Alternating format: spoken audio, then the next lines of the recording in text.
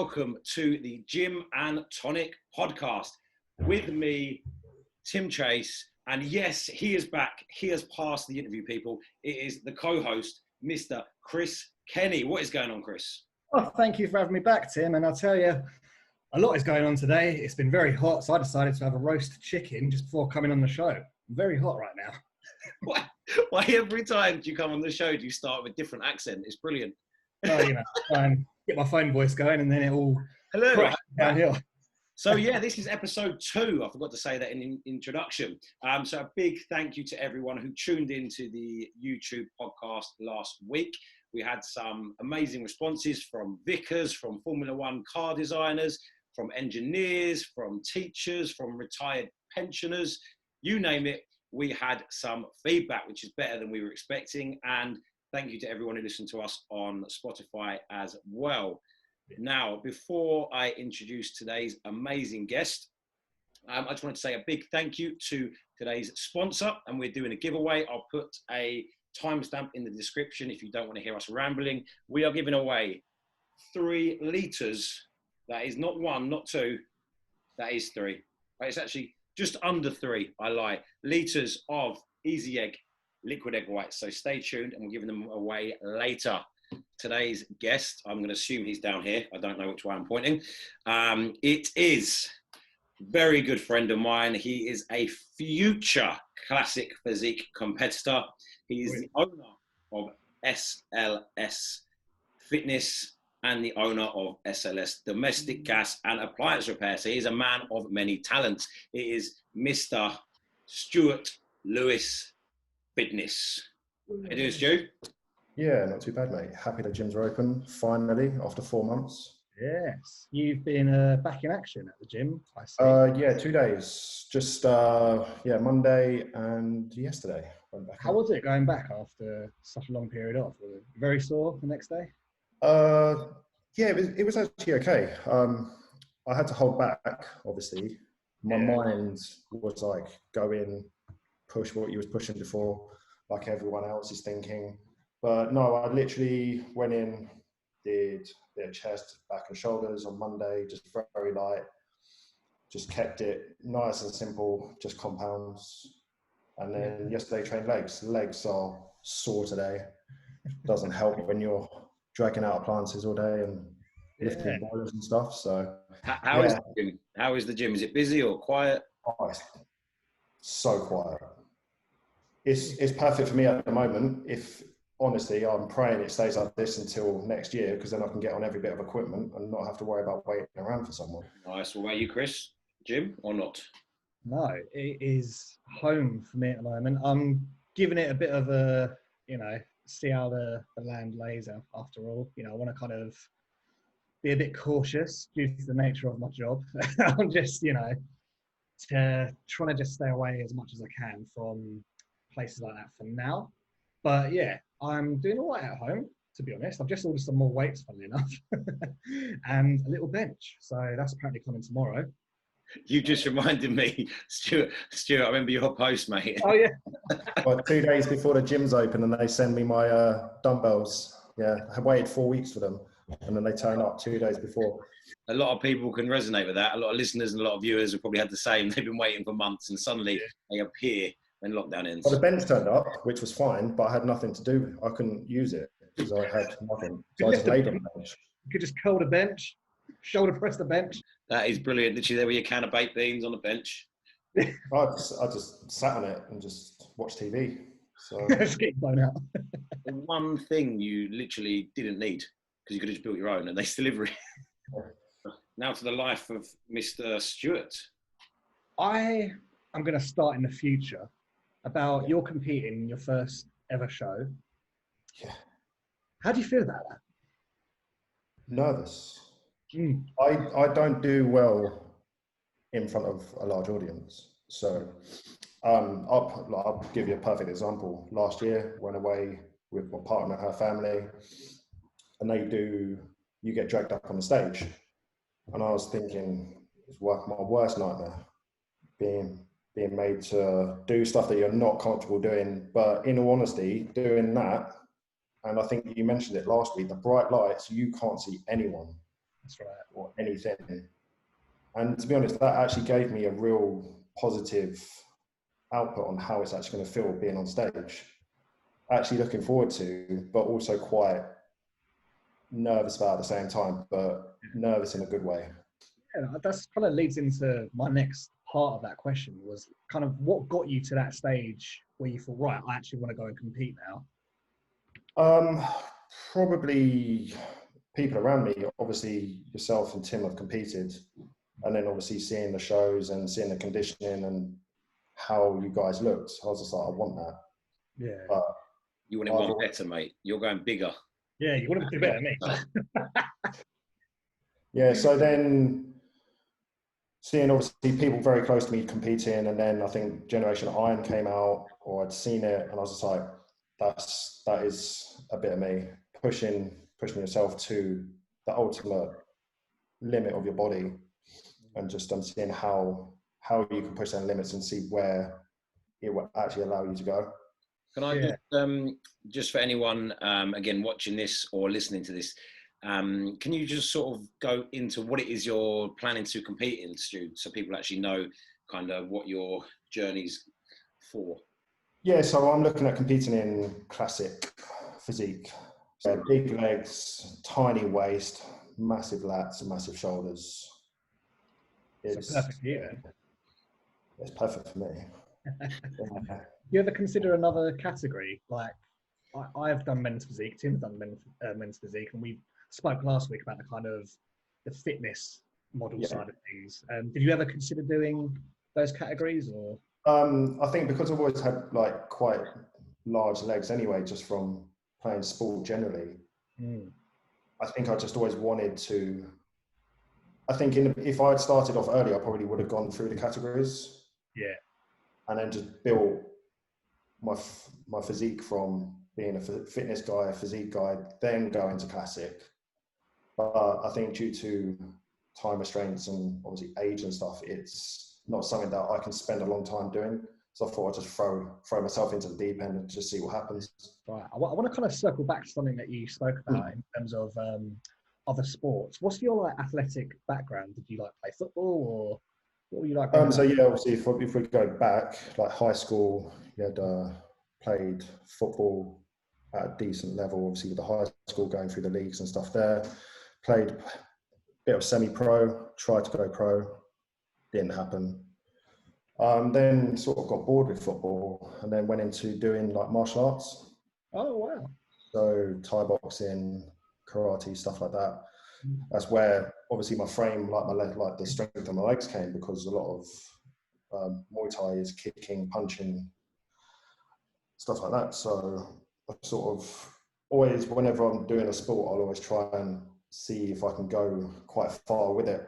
And then being around the gyms and being around people in fitness and stuff, that's now where my head's at, and it's an easier, probably less, it can be a bit expensive, but an easier route of fitness for myself right now. Yeah.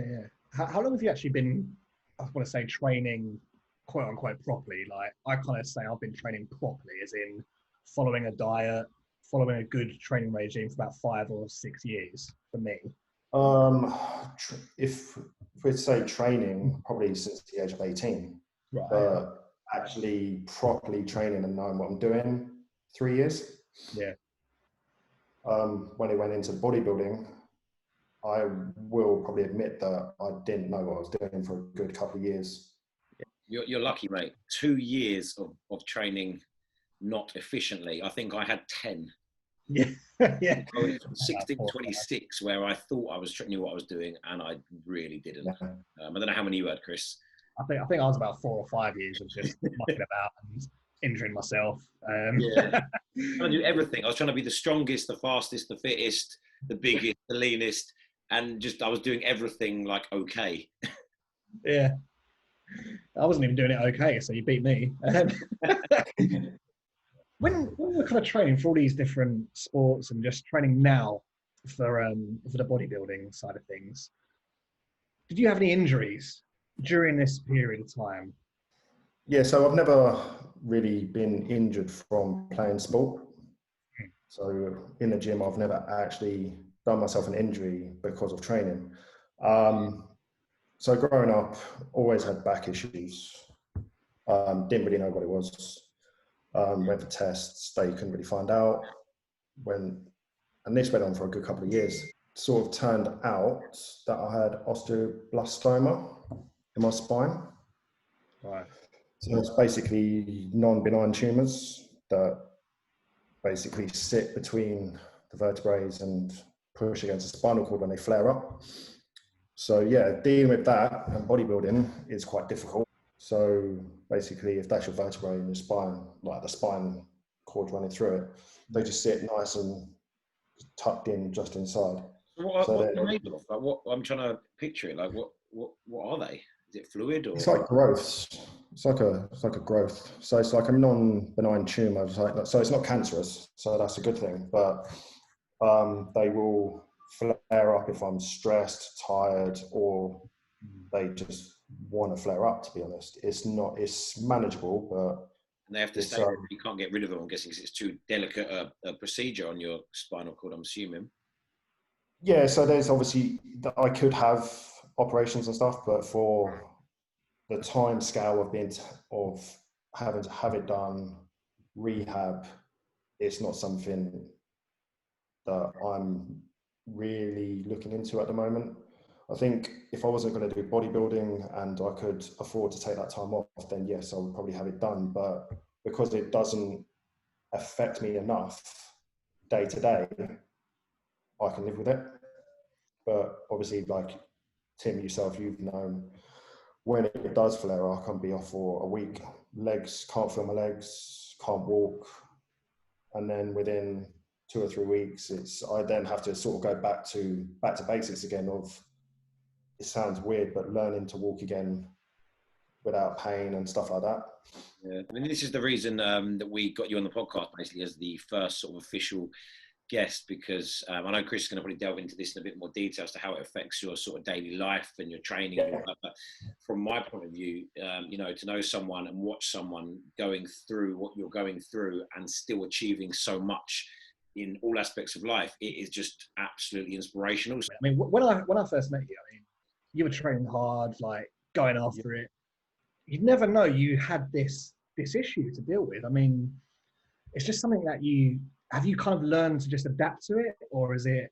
Yeah, it's one of them ones where unless you can let it rule your life, or you can live your life how you want to live it. You can live with it or allow it to control you. I will live with it. Amazing. Yeah, there's like my body is weird. I'm not even gonna. Like it's survived electrocutions. Hang on. Well, I forgot about this. You need to go into this in some detail for, you know, because the relevance of this is because a lot of people, you know, they say things like training is, you know, bad for your health because they test your kidneys and it's the high levels like creatine kinase, and then you got electrocuted and your levels were sky high. So you've got to tell us a bit more about this. Yeah, so I was working. Someone had turned off all the electrics in the house, but they hadn't. So ended up grabbing a live wire, basically got electrocuted, and taken to hospital. Yeah, so they obviously done the test in the hospital. My creatine levels were at 10,000. What was it? Was it the kidneys? Is that right? Was it my? Yeah, so it affects your kidneys. So it's all the filtration. So obviously when you get electrocuted, it sends obviously shocks, excuse the pun, through your body. And I think it releases proteins that obviously attack the kidneys, or the kidneys can't really filter properly. Generally a normal person, if they're training quite intense, would be between 100 and maybe 500 creatine level. Yeah, so when they measured mine, it was at 10,000. So my kidneys were very close to failing due to being electrocuted. Oh my God. As well as having internal organ scarring thanks to it. So, jeez.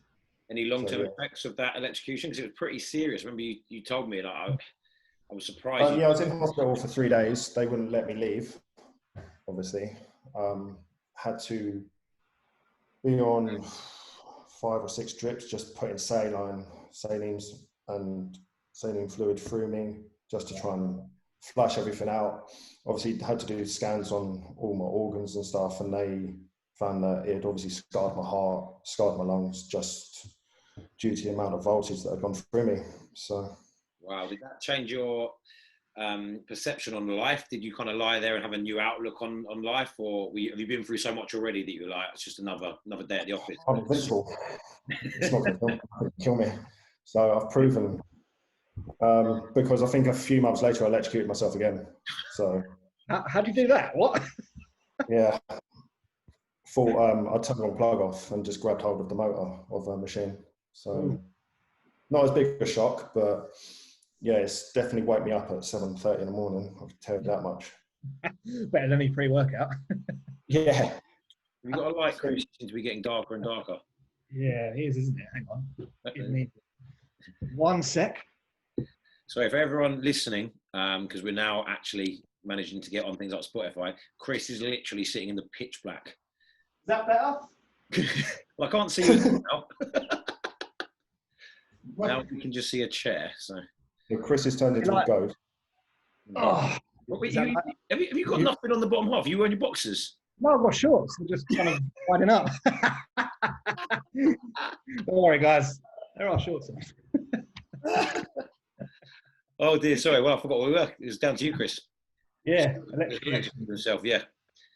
Back to the TUMOURS is probably where we should go, because that's probably the most fascinating and inspirational part, I think, of this whole journey. Yeah, just the fact that you're kind of training day in, day out with these, I call them ailments, for lack of a better word. And does that kind of motivate you more, that you're going to do well in a show even more because of these? I think because of the way I just have an outlook in life is I will do whatever it takes to get where to I want, whether it kills me or not, to be honest. So as sort of deep as that is, I will try as hard as I can to become a pro. And then, like, I've set myself a time limit. I want to, by the time I'm 40, I hope to have an IFBB pro card.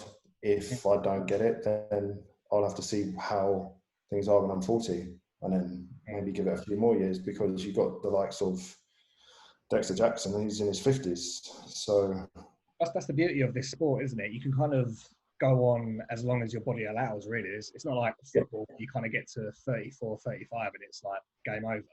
Yeah, you're considered old. Yeah, with bodybuilding, I kind of find a lot of people get better and better, and then you can just keep, Well, yeah, I think, like, obviously, the older you get within bodybuilding, the more muscle maturity you get as well. So then you're going to look better. Yeah, and you learn more as you go along. Yeah. So kind of getting off this topic a little bit, going more towards the balance of lifestyle. So are you managing to kind of, you've got the job, you've got these ailments, you've got a show that you're heading towards. How are you kind of balancing all this? I think it's like, it helps that I work for myself. So I'm not being told when to work. So I work Monday to Friday. I'm up at 6 and I will work until I've made the money I need to make that day. Right. So I can make the money I need in 6 hours, or I might have to work for 10 hours. But everything's structured into a time plan. So I know that at 7, I will go and train. Okay. That's it. So in my head, I know that I've got from 6 in the morning till maybe 5 o'clock in the afternoon to get everything that I need done. And then from 7 o'clock, that's my time to go train. Sure. Okay. So in terms of like I suppose I want to get into kind of food preparation. Do you kind of plan all your meals like a whole week in advance and free stuff, or do you kind of cook day in day out? Because that's a big part, isn't it? Having food ready to have. Yeah. So that's something that I wanted to make sure that I had nailed down to a T. So for the last 2 years, I've constantly been on prep, but not as people would think of a bulking phase or a cutting phase. It's literally just making sure that every day is the same. Getting my food ready the night before. Certain foods I will do in batch, and certain foods I will just prepare a day in advance. So it just makes everything a lot easier, instead of going to the fridge knowing, oh, I need to have chicken tomorrow, and then having no chicken, because I don't deal with stress. No. Before we kind of move on then, I know you said you would basically, you'd do anything to achieve the goal of becoming a professional bodybuilder, basically. What do your friends think? But we know, what your friends think. What do what does your mum think? What does your partner think? Are they supportive of you, or do they think you're absolutely crazy, that you've got these issues and you've got a full-time job and you have a social life and you're trying to turn pro? Do they think you're absolutely mad, or are they like, no, go you, Stu? They get it. But I think like both of you would know, like our parents' generation don't understand the whole, why would you want to look that way? Or why would you want to put yourself through it? They don't get the whole needing to be in the gym, needing to eat certain foods at certain times and stuff. So that was a bit challenging in the beginning, but I've got full support behind me. Go ahead. Like my partner, she's very supportive. If I'm quite hungry, she will not let me deviate at all. Whether it's to go and get a grenade bar, if it's not on plan, she won't allow me to have it. Wow, that's so awesome. It's pretty good to have that kind of support behind you.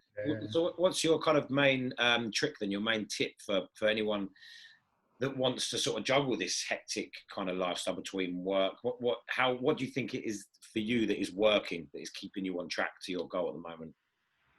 Organisation. Yeah, definitely organisation. And just keeping a level head, to be honest. The moment you start getting stressed is the moment you start forgetting things. And just basically try and just keep everything simple. You don't need to overcomplicate something that is very simple. How do you organise? Stupid question. Just I want people to have a take-home message. Are you putting on your notes on your phone? Are you putting alarms on your phone? Or are you writing in a diary? Yeah, so like in my food cupboard, everything is just listed of what I need to take that morning, that evening, what food I'm going to be eating that day, what to eat before I train, what I need to eat after I train. Everywhere around my house is literally just post-it notes and little sheets. I've got obviously, like you said, like notes on my phone. When it comes to work, just making sure everything's organized. I know where everything is. Everything goes into the same place, and then that way I don't have to add an extra hour to my day just faffing around trying to do other things that aren't necessarily needed to do. Yeah, it's that old, was it fail to prepare to fail? Exactly. That old one. That is exactly you. So final thing then, before we move on to the next section, is the whole purpose of this podcast is to kind of look at the balance between a shredded fitness lifestyle and a sort of party, junk food, social, sitting at your desk lifestyle. Do you think there can be a balance between living your life to the full and being fit, healthy, lean? Do you think there's a balance? And if so, kind of where do you think it lies? I think you can have that balance. I think the balance will sway more left or right once I'm fully into prep. Because obviously, like you both know, you don't go out, you can't drink. I think that's when it comes very tough. But I think if you do want to have that nice beach body look, you can manage having a work life, a social life, and a gym life. But I think it becomes more extreme when you are like when you want to compete, because you will have gym life and work life, and that's it. You won't really have a social life. You could have a social life, but you'll probably go out to dinner but won't eat if there isn't anything there that you can eat. So I think you then have to come as quite a selfish person. You have to think about yourself more when you're at that stage of the timeline than you would where we currently are now. Next section. It was a very popular one last time, Chris. Sorry, I keep muting my mic. There's a bike tearing past my window. It's the loudest thing in the world. So if you ever get him in the bin. Get him in the bin. That's going to be a bin. So yeah, this is our in the bin section. I've been told it's not a very creative name, so if anyone's got a better name, then please let me know in the comments. We are, all three of us are going to choose one thing that we cannot stand, like Rule 101, and we're going to basically put it into the bin. And we're going to put it up for vote on Instagram as to which one is the most annoying or the worst. I know both of yours, which means I've got to up my game. Because I'm changing mine because Stuart has an absolute belter. So I'm going to have to get my counter argument ready for him. So Stuart, do you want to go first as to what you want to basically put in the G&T bin? Yes, so what I want to throw in a bin is socks and sandals. Wearing socks with sliders. I better change my outfit. Yeah. No. Why is that so annoying? I mean, I agree with you, but what's the reason behind it? Why does it really grind your gears? You look like a mug. You look stupid. We've just lost we've lost one of our two viewers. Yeah. Sorry, guys. It's I don't get it. I don't like a sandal's open. Why do you want to cover your foot with a sock? So is sandal as in you're talking a slider or like a Stormzy slider? Well, or just any sandal? Any sandal. A sandal is a sandal. Sliders, no. God, he's passionate, isn't he, about this? What about when people wear, the old Australian thongs, or I don't know what you call them. The ones that go through your big toe. What? People wear socks with them. That just sounds painful. I think then you've got issues. Chris, serious fashion issues. I'm sorry. Chris, have you got any problems? Because does it have to be socks with sandals? We're not just throwing everyone's socks and sandals in the bin, are we? I think it's the combo. Right? It's the combo. It has to be the combo. It's literally the combination of a sock and a sandal. What's the worst combination you've seen, mate? There must be. Someone put up football socks. That's probably allowed now after football games. Is that allowed or? No, just walk around barefoot because your feet are sweaty. I've done that. I've done the football sock sandal after a game. Chris, you've got to go in the bin as well. We should give up now. I've got no way to get. I can't even defend. I can't even go against this one. Other than there's probably about 2 million people that if they saw this would be hating on you right now. If someone can come up with a really good reason as to why to wear it, then I'm fair game to have. That's a debate to have. A fair game to have a heated debate about it. Jesus did not wear socks and sandals. He was a sandal guy. But do you remember back in the day, people used to go on holiday and always have massive bum bag, big cameras, big hats, and socks and sandals. It always a tourist look. Oh yeah, that's the British tourist 101. Chris? It doesn't even matter now, does it? I'm out. I'm just. I don't know. Say that loud fight. Later. Yeah, I'm gone. See ya. Bye. Sorry, I was just putting my socks and sandals over there. Yeah. Hang on, I'm just going to... He's getting it, isn't he? Anyway. Get my sock and my sandal. Yeah, bin them. Right, you're up, mate. I'm going to say, just because it keeps driving past my window, loud dirt bikes, right? And the reason is, I'm going to sound like the biggest hypocrite in the world because I've got a loud car. But, yeah. They're quite annoying. I've not really got any argument. Mate, your original was much better. Now, loud dirt bikes. No, I'm saving the original for next week. Is this just dirt bikes, specifically dirt bikes? Dirt bikes, yeah. I can't say I've ever come across one. Yeah, because they make the dirtiest noise. Yeah, they are excessively loud for no reason. See? You're not on a dirt track, so why are you driving one in the street? There you go. See, I've got a good point. So I'm going to put in the phrase or the people that say, "Can I ask you one question?" Put them in the bin because they always go, "Can I ask you one question?" And I always go, "Yeah, cool, that was it." Yeah, they always follow it up with another question. So which is more exciting. It's probably the question that I actually wanted to ask, but they didn't know how to ask that question, so they had to go, "Can I ask you a question?" You just made my point. Just why don't you just message me and go, "Hi Tim," and then just ask you a question. Yeah. You have to ask me, can I ask you a question? I have to then reply with an answer. So you're not getting 2 answers for the price of 1. Oh, yeah. Well, there we go, guys.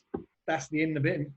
Can you describe what the 3 are, someone? Because I messed it up last week massively. People that wear socks with sandals, Dirt bike. motorbikes. Or the people that say, can I ask you one question? And you need to comment below, guys. Get into the comments and put which one annoys you the most. On to the listener questions. Again, massive thank you to everyone listening, for watching, for submitting some actually really good questions. Awesome. Who's got the questions? This is professional. Yeah, it's gone horribly wrong. Question number 1. So, difference to take this one? between BCAAs and EAAs. Stu, this is for you specifically. For me specifically. I was laughing. So obviously, sorry, my cat's just decided to turn up as well. Get my cat on as well. We'll have a cat podcast. Yeah, so BCAAs and EAAs, you've got your branch chain amino acids and your essential amino acids. What's the difference? Amino acids contain branch chain amino acids. So you're basically, if you're buying BCAAs, you're only getting 3 amino acids. Whereas if you're buying the essential amino acids, you're going to get all 9. So one, BCAAs is a waste of money. Wouldn't bother getting it. And the 3 amino acids you get from there, you get in your food on a daily basis anyway. If you go with the essential amino acids, you're getting the other 6, which will help, obviously, with a healthy lifestyle, maintaining muscle, helping with recovery. Yeah, that's sort of it for them. Obviously, BCAAs get pushed to the forefront by supplement companies quite a lot because they're cheaper to produce, but they're not that effective, to be honest. If you want effectiveness from your amino acids, go with essential. Yeah, and for anyone who's thinking, what on earth is going on? What are these letters everyone's talking about? BCAAs, amino acids, they are all the building blocks of proteins. Proteins make up muscle tissue, connective tissue, that sort of thing. So it's quite important. And generally, you get these from your diet, as Stuart said. And sometimes you need to supplement with them for different reasons, like when you're on a calorie deficit. My only point to make would be get your training and your diet in order first before you start looking into these kind of supplements, because you've got to get the basics right first. Then worry about the other stuff. In question 2, how to train on injuries or training with injuries and whether to go. Another one for you then, mate, really. This is your bag. Yeah, I think it depends on what you've actually done. If it's a sprain or strain, generally, like obviously if you go over on your ankle, it kills. You can't put much pressure on it. If it means taking some time off, you have to listen to your body. That's right. If you are training and it is hurting, stop. It's not going to get any better by training. You'll probably make it worse. And then where you could have been off for a couple of days, you could be off for a couple of months. It's not worth that risk. Get it assessed, ice it, keep heat on it. Just generally keep it mobile as well. The worst thing to do is not use it. What injuries have you had, Stuart, apart from what we've discussed earlier? You've had any other kind of major injuries that you've had to work through? Yeah, like obviously strains. I haven't torn anything, luckily. So I can't give any advice on a tear other than probably to rest.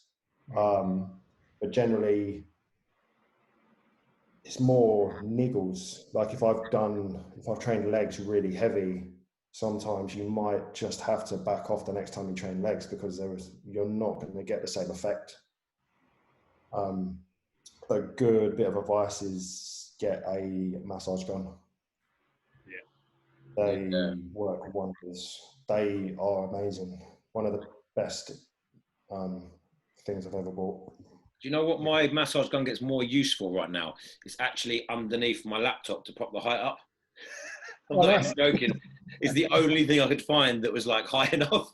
It's actually in the last 2 weeks had more use as a laptop stand than it has for gunning. But no, I agree with you on that one.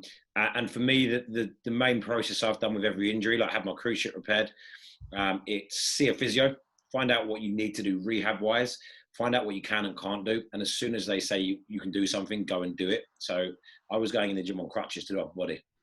When I did my hand, I was going in doing leg extensions really light, because obviously couldn't grip hold of anything. So there's always something you can do, I would say, whether it's upper, lower. Yeah, I think it generally comes down to just making sure you give your body that good rehab. So I think I know from personal experience with my back where I didn't listen to my body enough, and I would go straight back into the gym. Yeah. And it would flare up straight again. And then I think the longest I was out for due to that was 3 months. And that reminds me, warm up very well. I tore my hamstring 4 weeks ago because I thought it'd be a good idea to go sprinting. I mean, watch sprinters they warm up for hours to do like one sprint. Yeah. So, especially as you're getting older, just take your time to warm up. And I'm the biggest hypocrite for saying that ever. Before gyms reopened, what was the most ingenious weight lift at home invention you heard of, aside from having an actual home gym? And this is from someone I went to uni with, Mr. Tom Crowder. For me, very simple, using a towel, I'll demonstrate. You get your towel like this, and you kind of make it really taut, lying on the floor. You can kind of use it to kind of do weird on the floor pull-up thing for your back. And I was oh my God. A scapular retraction. So you pull your shoulder blades back and yeah. And I was like, oh my God, that works. And it's so simple. That was my one. I've seen that for the chin-ups as well. People were putting the towels somehow over their doors. I don't know if you saw that. And then doing towel chin-ups. I think they were tying a knot or something in the middle. That's too risky. I'll be tearing that door off the hinges. I got banned from putting TRX up in the house. The doors are coming down. Yeah, the only thing I saw was a guy just set up a pulley wheel. In the ceiling. So, it was on the side of his house, literally a pulley, and had empty milk cartons, and just filled them up with water. So he could just get heavier and heavier. I saw the sofa leg press quite a lot of times. So where people were lying on the floor and then somehow getting underneath their sofa and pressing it upwards, and I think there was a few sofas broken with people sitting on them, and basically a vertical leg press. So that was an interesting one. I think my partner, she used me for her leg press. And the other one I saw while Chris runs off was, I didn't see it, I got told about it. They call it spider squats. And I think it was in America and Australia. The big wheelie bins? People were doing squats and lunges on their back, like full of obviously rubbish or bricks or whatever. And someone said they're called spider squats because no doubt in somewhere like Australia, you're doing a squat with that on your back, there's going to be a massive spider's going to come out when you're doing it and climb over you. I was like, I'm out. I'm not squatting my bin, ever. Question 4, creatine on a dieting phase, keep it in or drop it? Depends on, it obviously retains water in your muscles, so you are going to have that fluffier look. So if you are, I think it was from Scotty Boy 16, was asking for a photo shoot. So I'd probably drop it out for the photo shoot. I personally haven't done any photo shoots. So Mr. Chase, you're probably more able to give a better. So I find with some people, they do hold obviously a lot of water with creatine, others don't. But I would definitely just drop it out for a shoot, a week or two out. What's your experience like, Chris, with creatine? Yeah, firstly, I'm just going to apologise. I had to shoot off. A doorbell rang, and it was a takeaway driver, and it wasn't even for me. That was really, really depressing, actually. So was he the guy on the bike going up and down, just looking for the wrong house? And he thought, there's a guy doing a podcast. I'll just ring his doorbell now. Hang on. If your Uber driver delivers on a dirt bike, you've just binned off all your food deliveries forever, mate. That's it. Yeah. Oh no, I think I've messed up there. But it wasn't even for me. It was for across the road. I was like, no, mate. Did you not take it? Don't take it. No, I'm a good guy. Come on. What was it? Oh, God knows. He's like, oh, you got this. I was like, no. You knew it wasn't yours because you only have Domino's pizza. Exactly. And I've not ordered nothing. I have my roast chicken. And what is it? What type of pizza is it? Is one pizza always the same? What? Pepperoni. No change. Have you creatine. have you ever had a different pizza? Has it always been pepperoni? Oh, I mix it up now. I go for barbecue base, chicken on it, pepperoni on it, obviously. Bacon, rashers. Yeah, man. That's it. Man. Lockdown has changed me. I'm going to say. Creatine. Okay. I have gone in and out with creatine. For my first photo shoot years ago, I was taking creatine as like a supplement, obviously.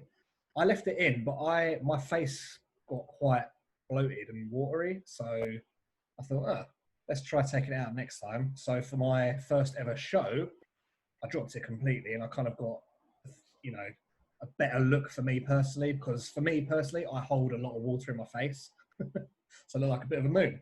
So my suggestion would be, in the run up to your photo shoot, just have a bit of a play around, drop it out, see how your body reacts. If there's no real difference, put it back in, and just kind of play around with these things. You've got to experiment. Who inspired you to become a bodybuilder? And this is from @Kizzy_Chase_, who is not related to me, but she is one of my clients. So thank you for the question. Who inspired you to become a bodybuilder? Well, I wouldn't call myself a bodybuilder. I'm not.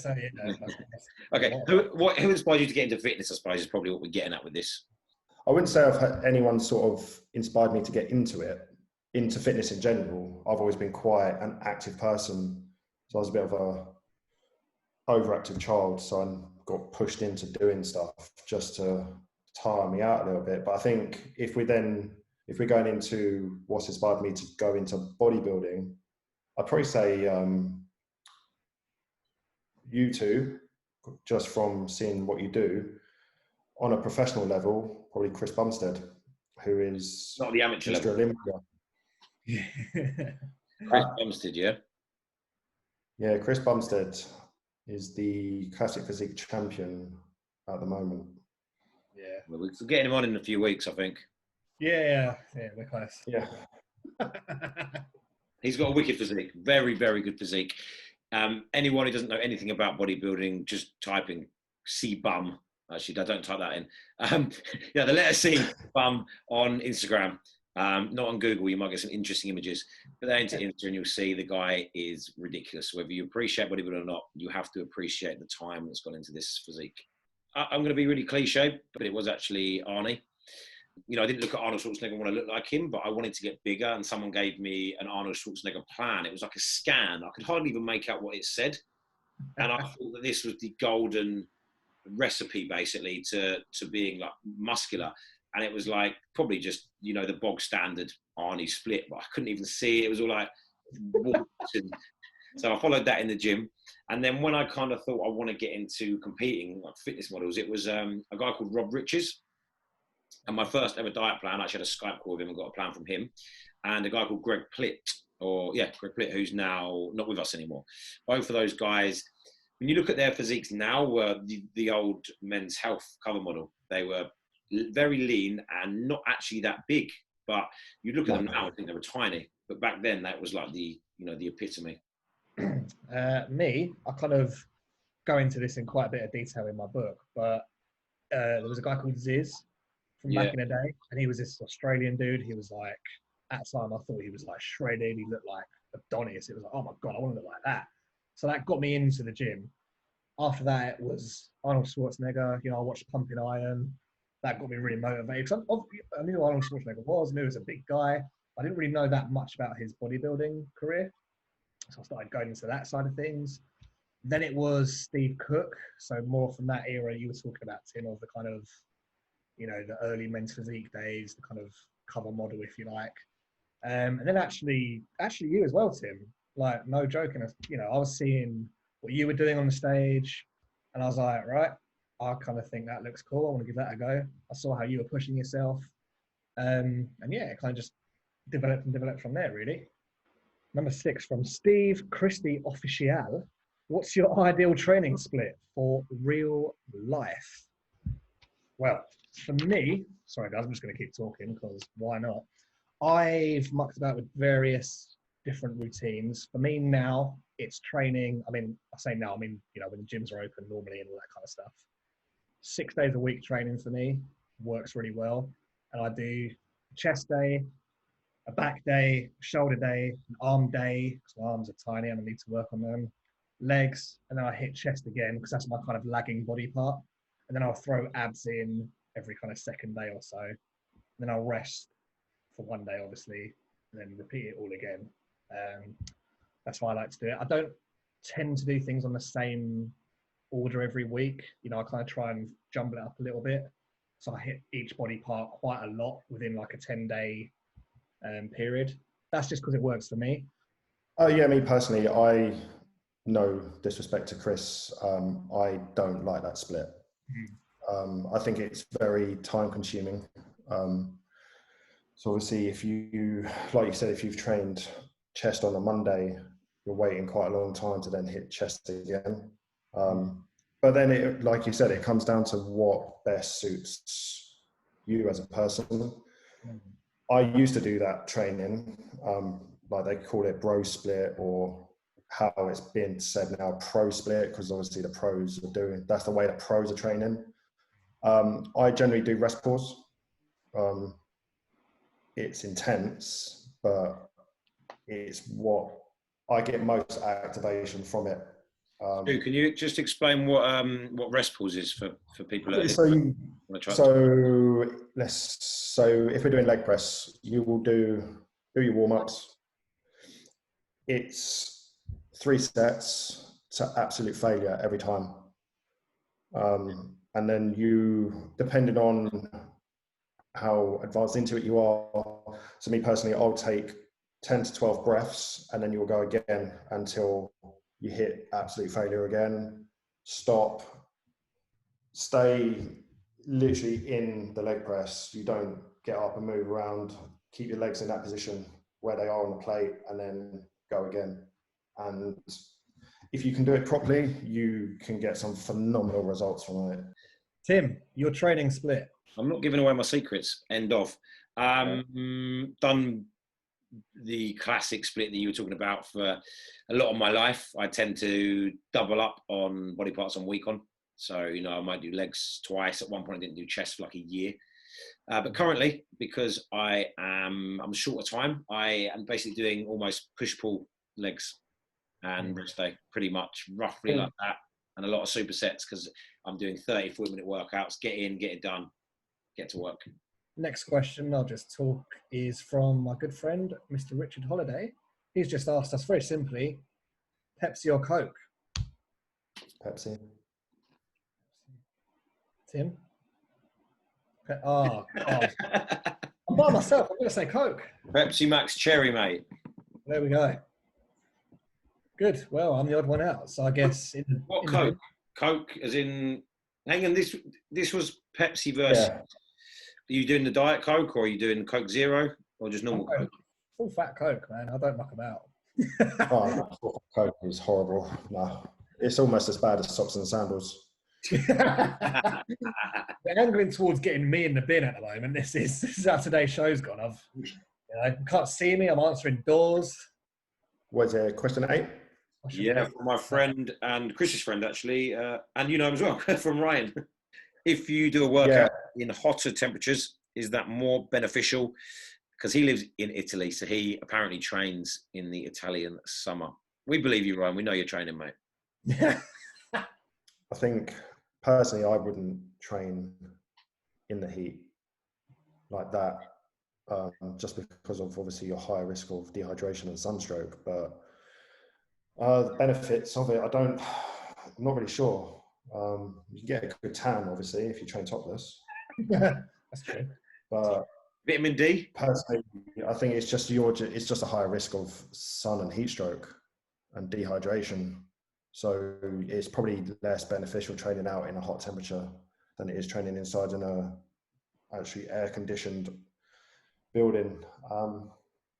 I mean, the body's going to work harder to cool itself down in those extremes. So you're going to be sweating more.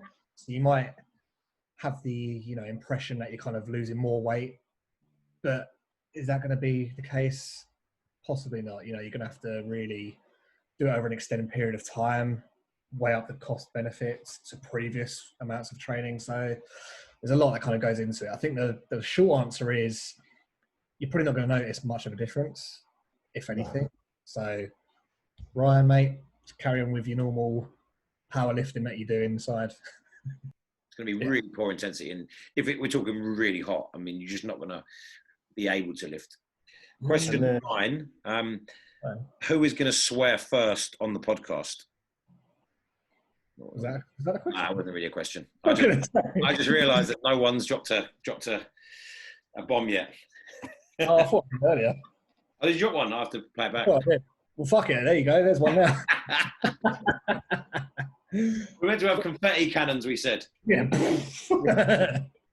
The real question 9. At @priv_Dawid. Go to pre-workout meal and timing it before the gym. Obviously, at the moment, I'm on prep, so my go-to meal at the moment is steak, egg, and rice. Nice. Steak? You go for a high-fat pre-workout, yeah? Yeah, high fat, high carbs. You need to find out, how do you like your steak done? Medium rare. There we go, in the bin, Chris. Mine was medium well. It's basically the same. Depends if you fuck up cooking it. It's like, oh no. I like it a bit bloody, so there's some sauce, bit of moisture there. That's it. Definitely helps with the dry meals and prep. For me, I train fasted a lot of the time. So again, I'm talking normal times when I'm going to the gym, going to work. Because of the nature of my job, I'm kind of out and about from quite early on. So I would go to the gym early, train, then eat my first meal. I've done it the other way around as well, where I've had oats with protein powder would be my go-to meal. I'd have about 60, 70 grams of oats and kind of, you know, fill me up. And I'd have it probably about an hour or so before working out.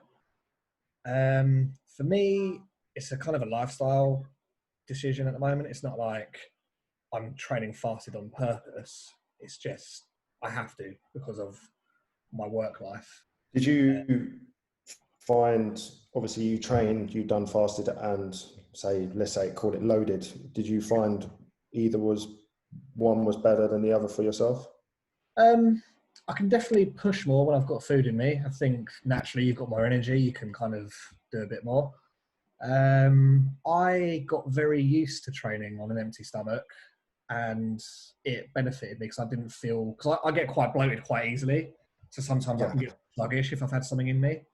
So I kind of quite enjoy going in empty, but I recognise obviously, you know, I can't get my PRs, you know, I can't lift my personal bests without a little bit of something inside me. And that's just how my body works. Tim? Yeah, today was fasted, mate. Wicked workout. Didn't eat till 11. Had pancakes post-workout. Got up at 6, by the way. So, yeah, fasted for a long time. I train really well fasted. Or my go-to is eggs and oats. Because I like them. That's the only reason. The reason you need. This is actually from my client's friend. He wants to know... What's the name? So it's Seb P. Smith 21, and he's asked the best way to burn stubborn belly ab fat. As Tim is the only one with actual abs, I'll let you answer this first. Calorie deficit, move. Job done. That's it. Yeah. Eat less, move more. No, it's not as simple as that. But yeah, drop body fat.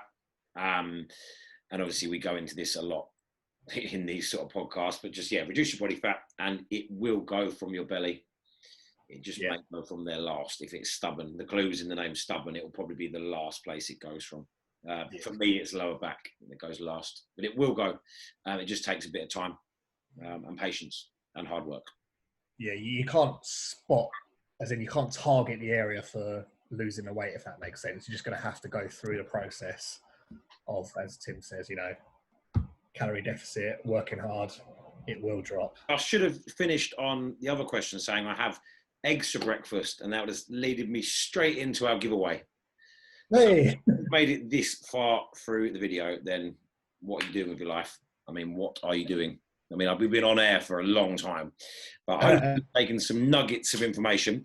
So big fat thank you to the guys at Eazy Egg. As I said earlier, we have 3 bottles of this to give away. And these guys, it is all free-range eggs. And so not barn, barn hens, are they? Is that what they're called? Battery hens. Battery farm. Yeah. High protein, we know that. 100% natural. It's actually from the UK as well. And I use these pretty much every day for breakfast because it's a very simple way to get your protein in. So if you want to be in with a chance of winning not 1, not 2, there's not 12 of these, but 3 bottles, then all you got to do is comment below, comment with your best egg pun. So that is comment below. So if you're listening to this on Spotify, you're listening to this on another podcast, then please comment below on YouTube. So go over to Tim Chase Fitness with your best egg pun to win some Eazy egg whites. I am not joking. That is excellent, Tim. That's the official sponsor of today's video. We've done it, people. We have a sponsor. Yay. Hooray. Hi, guys. I don't know how, when they see it go live, they're going to be like, mate, cut that. Right. Yeah. We do not, they're going to put a disclaimer, we do not associate with Tim Chase ever. Yeah, these guys are great. And I'll put a 10% discount code as well below for anyone that wants to get hold of some, because they are pretty damn good. Final part of the show. Final part. Quick fire 5, Chris, for you to fire at Stuart. You ready, Stu? Wrap it up. Yes. We've got 5 coming at you fast. Here we go. Number 1, favourite alcoholic beverage? Long Island iced tea. Oh, very good. Favourite food? Burgers. Nice. Okay, what topping? Bacon, egg, peanut butter. Ooh, very interesting. Favourite exercise / body part to train? Back or legs? Got to choose one, mate. Right, back. Good man. Dream job? I wanted to be a Royal Marine. Oh, awesome. Now, favourite music to train to, and then the follow-up to this. We need 2 songs for the G and T playlist. It's going to be on Spotify. Mine's probably EDM, so electric dance or rap music. And then my 2 songs. Head at the ready. Be Eminem, Rap God. Oh. Okay. And EDM, probably Piece of Me by MK and Becky Hill. I'll have to listen to these later. I was listening to Chris's selections earlier, so I'll have to listen to yours later. I don't think we can put them on right now because I don't know how it works with copyright, and Probably get shut down. can't be bothered to start like getting all those messages from YouTube. So rap and EDM. Yes. Yeah, high energy gets you going. That will be live very soon. We've got 6 songs now, so when I've pulled my finger out and made a Spotify account, I will get those 6 songs, and you can listen to them on repeat in the gym, people. So, Stuart, before we all say goodbye, what is your sort of top tip for, living a healthy, happy life, for achieving your goals, for balancing your life? What is the takeaway that people can go and do or think about from you? Do it for yourself. Just if you want to do something in your life, don't let other people around you affect your decision. They can support you, but if they're not there supporting you, then don't share or allow them to dictate on what you are doing. You get one life, so live it. That's taking that the podcast caption. So thank you very much again, Stu, for coming on, and Chris. Pleasure. And Chris, I don't know why you're still here, but never mind. Is what it is, mate. Stu, where can people find you? You can find me, I mainly just use Instagram, so you can find me at Stuart_Lewis_fitness. You'll find helpful tips on there just regarding training. And I'll actually might be doing a YouTube channel as well to basically do my steps up until the stage. So it'll be a lot of filming. You might just see me filming a bowl of rice, a lot of gym filming, some day-to-day in the life of me. So yes, it will be a general in the life about me and what I'm dealing with and my route to the stage. Nice. Anything else at all you want to plug? Any other? Are you taking on clients? Are you, apart from your YouTube? Yeah, so you can. I've still got spaces online for online clients. All the information is on my Instagram page, but if people don't use Instagram, you can email me on slsfit@icloud.com, and I can speak to you personally. Chris, closing. I think you're this way, mate, this time, because I pointed the wrong way last time. Yeah. No, mate, last time I was pointing off screen. Oh. I was pointing at you, but I was actually pointing that way. It flips it all on the processing. Final comments from you, Chris? Yeah, thank you, Stu, for being here today. Awesome, motivational stuff. And yeah, that closing line, do it for yourself. Spot on. Fantastic stuff, mate. Thank you. No worries. Nice. No, thank you for having me. Massive thank you, guys, for watching episode 2 of the Gym and Tonic podcast. Could you please do me a massive favour? Drop the video a big fat like. Make sure you comment below for the chance to win the Eazy competition, and also to let us know what you want to throw in the bin. And don't forget to subscribe to my channel. Thank you, and I'll see you all next week.